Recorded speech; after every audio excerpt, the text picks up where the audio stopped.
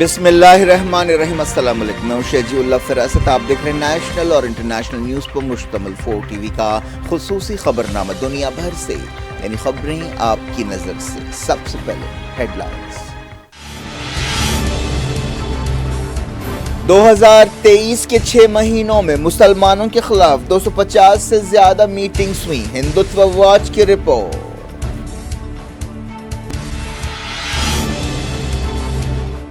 B J پی election سے پہلے نفرت کو ہوا دے رہی ہے، مودی حکومت بننے کے بعد ہیٹ سپیچ میں اضافہ ہوا۔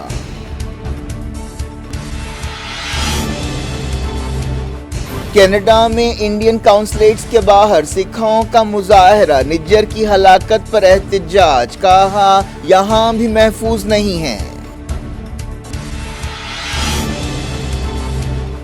ناگورنو کاراباخ کے فیول ڈپو میں دھماکہ، 20 ہلاک، درجنوں زخمی، ہزاروں لوگ آرمینیا فرار۔ فلسطین میں پہلے سعودی سفیر رام اللہ پہنچے، محمود عباس سے ملاقات، دستاویزات پیش کی۔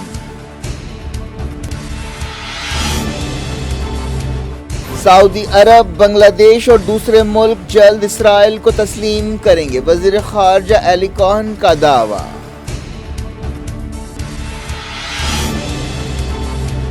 یمن سرحد پر حوثیوں کا ڈرون حملہ، بحرین کے 2 سپاہی ہلاک، سعودی اتحاد نے کہا جواب دینے کا حق رکھتے ہیں۔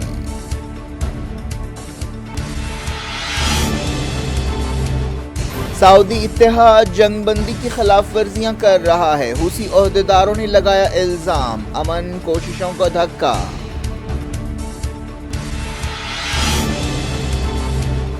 چودھویں کا چاند ہو یا آفتاب ہو، 60 کے دہے کی خوبصورت اداکارہ وحیدہ رحمان کو دادا صاحب پھالکے ایوارڈ۔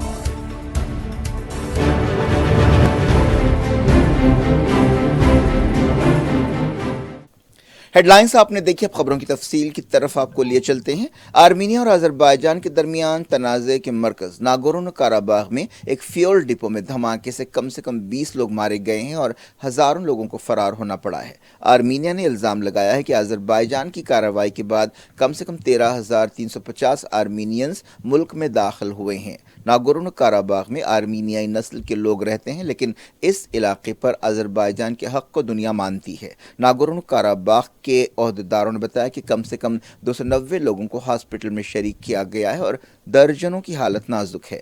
آرمینیا کے دارالحکومت یریوان سے ایک میڈیکل ٹیم ہیلی کاپٹر کے ذریعے روانہ کی گئی ہے تاکہ زخمیوں کی مدد کی جا سکے۔ پچھلے ہفتے دونوں ملکوں کے درمیان اس بارے میں جھڑپ ہوئی تھی۔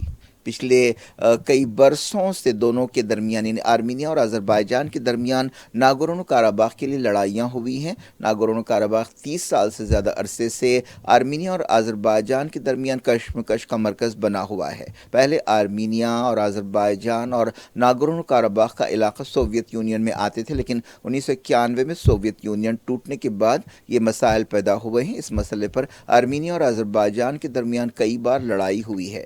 2020 میں 44 دن کی لڑائی ہوئی تھی، جس کے بعد رشیا نے دونوں کے بیچ سیز فائر کرایا تھا اور علاقے میں تقریباً 2000 امن سپاہیوں کو تعینات کیا گیا تھا۔ ناگورنو کاراباخ سے آرمینیا جانے والے راستوں پر پیٹرول سٹیشنز بھرے ہوئے ہیں۔ دوسری طرف آذربائیجان نے کہا ہے کہ وہ آرمینیائی نسل کے لوگوں کو برابر کے شہری کا درجہ دینا چاہتا ہے۔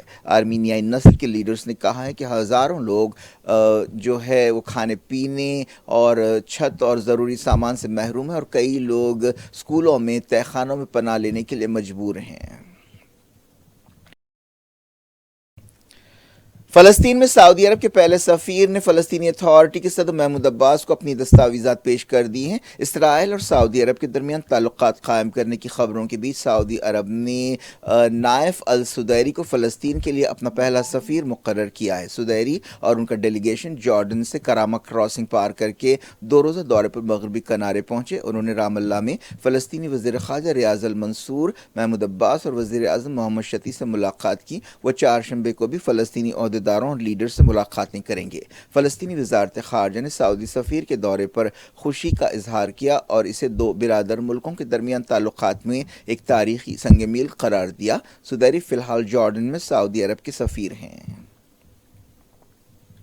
ایک رپورٹ میں کہا گیا ہے کہ سعودی عرب، بنگلہ دیش اور دوسرے مسلم ملک جلد ہی اسرائیل کو تسلیم کریں گے۔ اس سے پہلے ڈونلڈ ٹرمپ کے دور میں UAE، بحرین، سوڈان اور موراکو نے اسرائیل کو تسلیم کیا تھا۔ اسرائیلی وزیر خارجہ علی کوہن نے کہا کہ 6 یا 7 مسلم ملک اسرائیل کے ساتھ تعلقات معمور پر لانے کے لیے تیار ہیں۔ ایک دن پہلے پاکستانی وزیر اعظم نے یہ بات صاف کر دی تھی کہ پاکستان ان ملکوں میں شامل نہیں ہے جو اسرائیل کے ساتھ تعلقات قائم کر سکتے ہیں۔ سعودی عرب اور بنگلہ دیش کے علاوہ ان ملکوں میں برونی اور موراکو شامل ہے۔ ایک پریس کانفرنس سے خطاب کرتے ہوئے اسرائیلی وزیر خارجہ نے صرف اتنا کہا کہ جلد ہی 7 یا 6 ملک اسرائیل کو تسلیم کریں گے۔ حال ہی میں سعودی کراؤن پرنس محمد بن سلمان نے خود کہا تھا کہ ہر گزرتے دن کے ساتھ اسرائیل کے ساتھ تعلقات قائم کرنے کا وقت قریب آ رہا ہے۔ ایسا ہی ایک بیان UN جنرل اسمبلی سے خطاب کرتے ہوئے اسرائیلی وزیر اعظم نے دیا تھا۔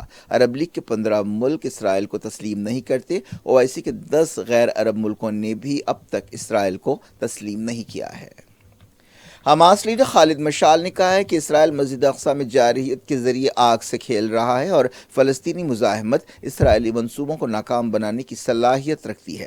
لبنان کی دارالحکومت بیروت میں مسجد اقصی کی تائید کرنے والوں کی ایک کانفرنس سے خطاب کرتے ہوئے انہوں نے کہا کہ اقصی میں اسرائیلی دراندازی میں اضافہ ہوا ہے۔ اسرائیلی فوج نے جریکو میں 2 فلسطینی عمارتوں کو گرا دیا۔ اسرائیل مغربی کنارے اور دوسرے مقامات پر اکثر ایسی کارروائیاں کر رہا ہے۔ بحرین نے کہا کہ سعودی یمن سرحد پر حوثیوں کے ایک ڈرون حملے میں بحرین کے 2 سپاہی ہلاک ہو گئے ہیں۔ حوثیوں نے اب تک اس ڈرون حملے کی ذمہ داری قبول نہیں کی ہے، لیکن الزام لگایا ہے کہ سعودی اتحاد جنگ بندی کی خلاف ورزیاں کر رہا ہے۔ سعودی عرب کے فوجی اتحاد نے کہا کہ وہ اس کارروائی کا جواب دینے کا حق محفوظ رکھتا ہے۔ اس حملے میں کئی بحرینی سپاہی زخمی ہوئے۔ بحرین کی نیوز ایجنسی نے زخمی سپاہیوں کی تعداد نہیں بتائی۔ بحرین کی فوج نے ایک بیان میں کہا کہ یہ دہشت گرد حملہ ہے جو حوثیوں نے کیا ہے۔ انہوں نے کہا کہ سعودی عرب کی سرحد پر بحرین کے گارڈز کو نشانہ بنایا گیا ہے، حالانکہ یمن میں مختلف فریقوں کے بیچ جنگ بندی ہوئی ہے۔ بحرین ایک چھوٹا سا جزیرہ ملک ہے جو سعودی عرب کا اتحادی ہے۔ وہ کئی برسوں سے یمن کے حوثیوں کے ساتھ اختلافات رکھتا ہے۔ حوثیوں کے قریبی تعلقات ایران سے ہیں، جبکہ بحرین سعودی عرب کا اتحادی ہے۔ یہ بات صاف نہیں ہے کہ اس ڈرون حملے اور بحرینی سپاہیوں کی ہلاکت سے امن بات چیت متاثر ہوگی۔ حال ہی میں حوثیوں کے ایک ڈیلیگیشن نے سعودی عرب کا دورہ کیا تھا۔ سعودی عرب کے فوجی اتحاد نے حوثیوں کو وارننگ دی ہے کہ ایسے حملے امن کوششوں کے مطابق نہیں ہیں۔ اتحاد نے کہا کہ وہ مناسب وقت پر جواب دینے کا حق محفوظ رکھتا ہے۔ یمن میں امریکی مشن کے سابق چیف نبیل قوری نے کہا کہ ایسا معلوم ہوتا ہے کہ یہ حملہ محاذ جنگ پر تناؤ کا نتیجہ ہے۔ یمن کی وہ حکومت جسے عالمی سطح پر مانا جاتا ہے نے کہا ہے کہ ڈرون حملہ قابل مذمت ہے اور اس کا اثر امن بات چیت اور کوششوں پر پڑ سکتا ہے۔ سعودی عرب نے حملے کی مذمت کی ہے۔ سعودی وزارت خارجہ نے کہا کہ ہم برادر ملک بحرین کے لوگوں اور حکومت سے ہمدردی کا اظہار کرتے ہیں۔ سعودی عرب بحرین کے ساتھ کھڑا ہے اور دہشت گرد حوثیوں کو ہتھیاروں کی مسلسل سپلائی کی مخالفت کرتا ہے اور یمن کے علاقے میں ہتھیاروں کے ایکسپورٹ پر پابندی لگانا چاہتا ہے۔ OIC نے بھی ڈرون حملے کی مذمت کی۔ OIC سیکریٹری جنرل حسین ابراہیم طاہا نے مرنے والے سپاہیوں کے خاندانوں سے ہمدردی کا اظہار کیا۔ انہوں نے کہا کہ حالات بگاڑنے والی ایسی سرگرمیاں یمن بحران حل کرنے کی سفارتی کوششوں کے خلاف ہیں۔ حوثیوں کی تنظیم انصار اللہ نے کہا ہے کہ سعودی اتحاد مسلسل جنگ بندی کی خلاف ورزیاں کر رہا ہے۔ انصار اللہ کے ترجمان محمد عبدالسلام نے کہا کہ جنگ بندی کی خلاف ورزیاں افسوسناک ہیں۔ انہوں نے کہا کہ ہم تمام فریقوں کی طرف سے سنجیدگی چاہتے ہیں۔ اس دوران حوثیوں کی سپریم پولیٹیکل کونسل کے چیف مہدی المشال نے کہا کہ سعودی اتحاد کو یمن کے خلاف دشمنی کی کارروائیاں چھوڑ دینی چاہیے اور امن بات چیت کو آگے بڑھانے کے لیے کام کرنا چاہیے۔ انہوں نے یمن کے قومی دن کی تقریب سے خطاب کرتے ہوئے یہ بات کہی۔ یوکرین اور رشیا نے ایک دوسرے کے خلاف کئی ڈرون حملے کیے ہیں۔ کیو نے کہا کہ اس نے کل رات رشیا کے 38 میں سے 26 ڈرونز کو مار گرایا۔ دوسری طرف رشیا نے کہا ہے کہ اس نے بیلگروڈ اور کرسک علاقوں پر فائر کیے گئے کئی یوکرینی ڈرونز کو مار گرایا۔ رشیا کی وزارت دفاع نے ایک نیوی کمانڈر کی تصویر جاری کی ہے جو ایک ویڈیو کانفرنس میں خطاب کر رہے ہیں۔ یوکرین نے دعویٰ کیا تھا کہ پچھلے ہفتے اس نے بلیک سی کی کرائمیا بندرگاہ پر حملے میں اس کمانڈر کو ہلاک کیا ہے۔ یوکرین میں رشیا کے ساتھ تعلقات رکھنے والے ایک پادری کو گرفتار کر لیا گیا ہے۔ امریکی فوج نے اعلان کیا ہے کہ اس نے نارتھ سیریا میں ہیلی کاپٹر کے ذریعے ایک آپریشن کرتے ہوئے ایک آئیسس عہدیدار کو گرفتار کیا ہے۔ امریکی سینٹرل کمانڈ نے یہ بات بتائی۔ یہ حملہ 23 ستمبر کو کیا گیا جس میں ابو حلیل الفدانی کو گرفتار کیا گیا۔ اس آپریشن کے دوران کوئی سویلین ہلاک یا زخمی نہیں ہوا۔ فدانی علاقے میں آئیسس یا داعش کے قدم جمانے کے حوالے سے کافی اہم رول ادا کر چکا ہے۔ اپریل میں ایسے ہی ایک آپریشن میں آئیسس کے ایک اور کارکن حذیفہ الیمنی کو 2 اور ساتھیوں کے ساتھ گرفتار کیا گیا تھا۔ آئیسس یا داعش سے لڑائی کے نام پر سیریا میں تقریباً 900 امریکی سپاہی تعینات ہیں۔ ایران نے کہا ہے کہ مغربی طاقتیں اسلامی جمہوریہ پر دباؤ ڈالنے کے لیے IAEA کا استعمال کر رہی ہیں۔ ایران کے نیوکلیئر ادارے کے چیف محمد اسلامی نے انٹرنیشنل ایٹامک انرجی ایجنسی کے ڈائریکٹر رافیل گراسسی سے ویانا میں ملاقات کرتے ہوئے یہ بات کہی۔ نیوکلیئر ڈیل بحال کرنے کے لیے ایران اور مغربی طاقتوں کے درمیان بات چیت کئی مہینوں سے رکی ہوئی ہے۔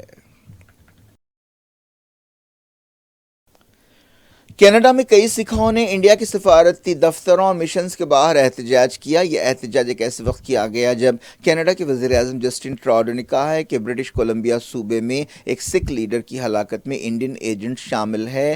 ٹراڈو کے اس الزام سے دونوں ملکوں کے بیچ سفارتی تنازع پیدا ہو گیا ہے اور دونوں ملکوں نے ایک دوسرے کے خلاف کئی قدم اٹھائے ہیں۔ ٹورانٹو میں تقریباً 100 سکھوں نے انڈیا کا جھنڈا جلایا۔ یہ لوگ انڈیا کے وزیر اعظم نریندر مودی کے پتلے کو چپلوں سے مار رہے تھے۔ وینکوور میں بھی انڈین قونصلیٹ کے باہر تقریباً 200 سکھ جمع ہوئے۔ احتجاجیوں نے کہا کہ ہم پنجاب میں محفوظ نہیں تھے، اب ہم کینیڈا میں بھی محفوظ نہیں ہیں۔ ایک اور سکھ احتجاجی نے کہا کہ وینکوور میں ہمارے بھائی کو مار دیا گیا، اسی لیے ہم احتجاج کر رہے ہیں۔ کینیڈا میں تقریباً 7,70,000 سکھ رہتے ہیں۔ یہ پنجاب کے باہر کسی بھی ملک میں سکھوں کی سب سے بڑی آبادی ہے۔ حالیہ عرصے میں کینیڈا میں خالصتانی ایکٹیویٹیز میں اضافہ ہوا ہے جس سے انڈیا فکر مند ہے اور اس مسئلے پر دونوں ملکوں کے درمیان تعلقات کافی متاثر ہوئے ہیں۔ امریکہ کے واشنگٹن پوسٹ نے 90 سیکنڈ کا ایک ویڈیو جاری کیا ہے جسے تحقیقاتی عہدیداروں کو دیا گیا ہے۔ اس رپورٹ کے ذریعے یہ ثابت کرنے کی کوشش کی گئی ہے کہ کینیڈا میں ہردیپ سنگھ نجر کی ہلاکت کی تحقیقات میں خامیاں ہوئی ہیں۔ اس ویڈیو میں نجر کی ہلاکت کے گواہوں سے بات چیت کی گئی ہے۔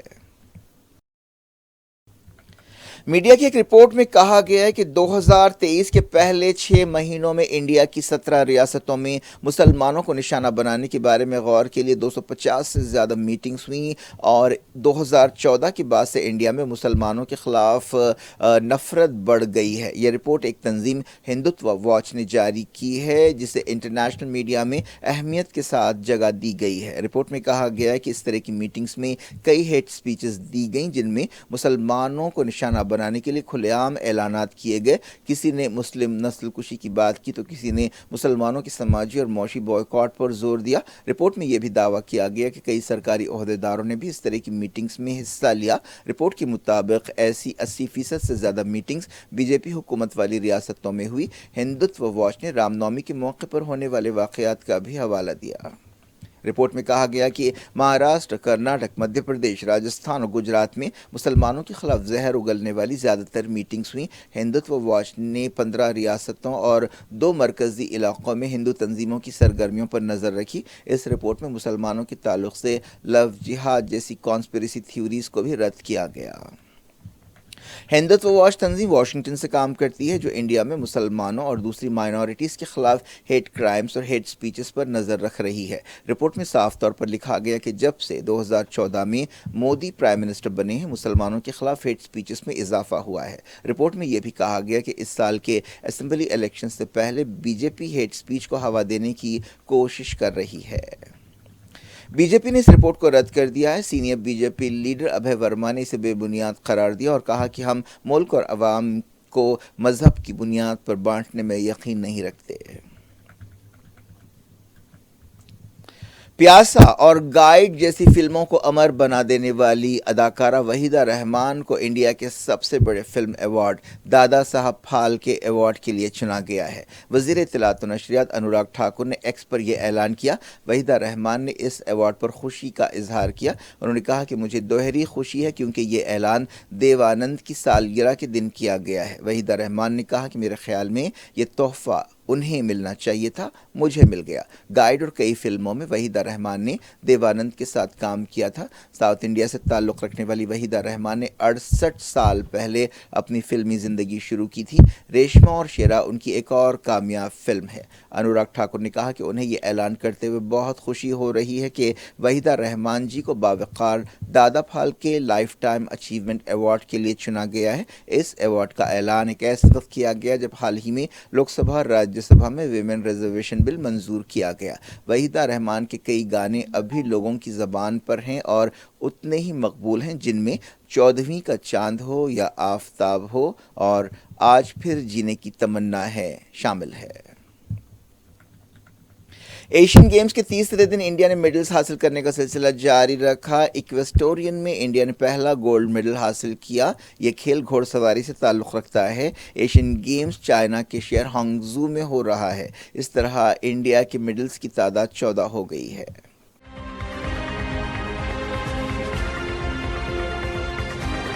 کیا کچھ ہو رہا ہے آپ کی دنیا میں؟ آخر میں ہیڈ لائنز دنیا بھر سے ایک بار پھر دیکھتے ہیں۔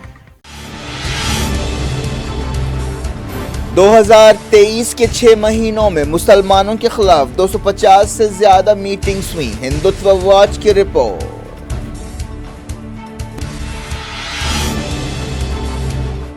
بی جے پی الیکشن سے پہلے نفرت کو ہوا دے رہی ہے، مودی حکومت بننے کے بعد ہیٹ سپیچ میں اضافہ ہوا۔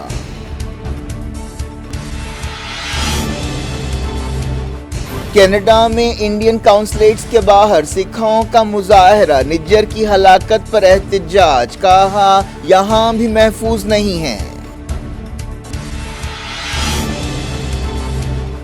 ناگورنو کاراباخ کے فیول ڈپو میں دھماکہ، 20 ہلاک، درجنوں زخمی، ہزاروں لوگ آرمینیا فرار۔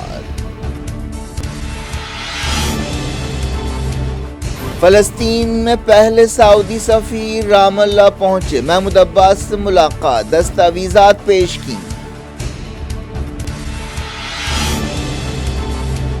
سعودی عرب، بنگلہ دیش اور دوسرے ملک جلد اسرائیل کو تسلیم کریں گے، وزیر خارجہ علی کوہن کا دعویٰ۔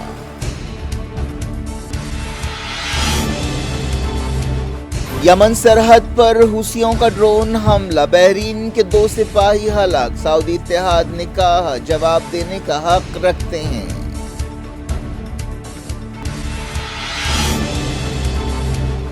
سعودی اتحاد جنگ بندی کی خلاف ورزیاں کر رہا ہے، حوثی عہدیداروں نے لگایا الزام، امن کوششوں کا دھکا۔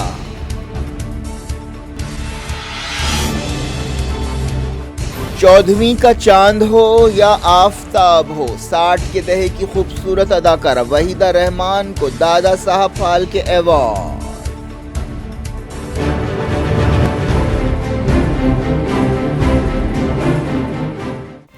یہ تھی آج کی خبریں۔ شیڈول افراز کو دیں اجازت اور اپنا بے حد خیال رکھیں۔ اللہ حافظ۔